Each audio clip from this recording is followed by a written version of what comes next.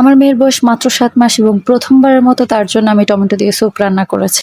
এবং কিভাবে রান্না করেছি সেটাই থাকবে আজকের ভিডিওতে। আমার মেয়েটা গত কয়েকদিন ধরে খুবই অসুস্থ। তার প্রচুর পরিমাণে ঠান্ডা লেগেছে। এতটাই ঠান্ডা লেগেছে যে তাকে নেবুলাইজ দিতে হচ্ছে দিনে ৩ বার করে। এবং আমার মেয়ে কোনো কিছুই খাচ্ছিল না। তার জন্য ভাত, সবজি, খিচুড়ি, মাছ যাই রান্না করি কোনো কিছুই খাচ্ছিল না।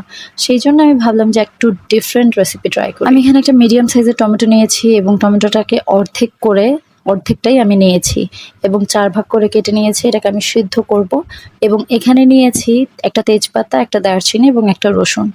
আমি এখানে রসুন এবং দারচিনি দিয়েছি যাতে টমেটোটা একটু ফ্লেভারফুল হয় এবং রসুনের ছিলকাটা আমি ছিলে ফেলে দিই। আমি চুলায় আগে থেকে পানি বসে রেখেছিলাম এবং সেটা সিদ্ধ হওয়ার পর আমি এখানে টমেটোগুলো দিয়ে দিয়েছি এবং দিয়ে দিব তেজপাতা, রসুন আর দারচিনি। এবং এই সবকিছুকে ভালোভাবে সেদ্ধ করতে হবে। কথা বলতে বলতে আমার খাবার কিন্তু একদম রেডি হয়ে গিয়েছে। আমার মেয়ে যদি আরেকটু বড় হতো এখানে কিন্তু আমি একটা চিকেনের পিস দিতে পারতাম যেটা থেকে চিকেন স্টক বের হতো এবং স্যুপটা খেতে আরো মজাদার হতো। আচ্ছা, আমি টমেটোটাকে ভালো করে ছিলে নিচ্ছি। টমেটোটাকে ৪ ভাগ করে দেওয়ার কারণে সুন্দরভাবে ছিলকা উঠে যাচ্ছে। যদি আমি কুচি কুচি করে সেদ্ধ করতাম তাহলে কিন্তু এত সুন্দর করে ছিলকা উঠতো না। এবার আমি রসুনটা সহ ভালো করে এগুলোকে হাত দিয়ে ম্যাশ করে নেব। আমার কাছে মনে হয় হাতের থেকে ভালো ম্যাশার আর হতেই পারে না। আমি টমেটোটাকে ভালো করে ম্যাশ করে নেব এবং এখান থেকে শক্ত যে অংশগুলো থাকবে সেগুলো আমি ফেলে দেব ভালো করে।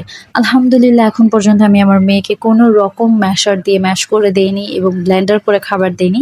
আলহামদুলিল্লাহ আমার মেয়ে এরকম খাবার খেতে পারে। এবং আমি আমার মেয়ের প্লেটটাকে সাজিয়েছি কিছু ফিঙ্গার ফুড দিয়েছি। আমি টমেটোটাকে ৪ ভাগ করে দিয়েছি।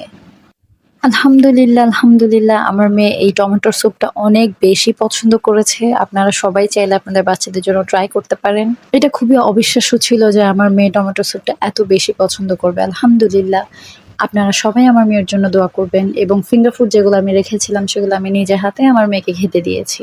আপনারা সবাই আমার ছোট্ট তুবার জন্য দোয়া করবেন। আজকের মতো এখানেই। আল্লাহ হাফিজ।